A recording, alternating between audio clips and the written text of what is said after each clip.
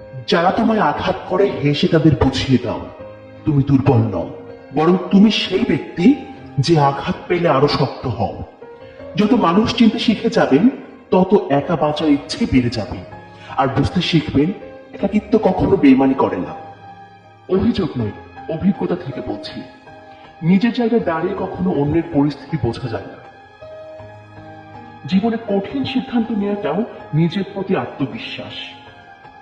শিক্ষা মানুষের ভদ্রতার পরিচয় বহন করে না, আচরণই ভদ্রতার পরিচয় দেয়। সব জায়গায় নরম থাকতে নেই, কখনো কখনো লোহার মতো শক্ত হতে হয়, না হলে সবাই মাটি ভেবে পা দিয়ে পিষে চলে যায়। গাছের কাটা থেকে মাছের কাটা যেমন মারাত্মক, তেমনি বাইরের মানুষ থেকে আপন মানুষের হিংসা বেশি ভয়ঙ্কর।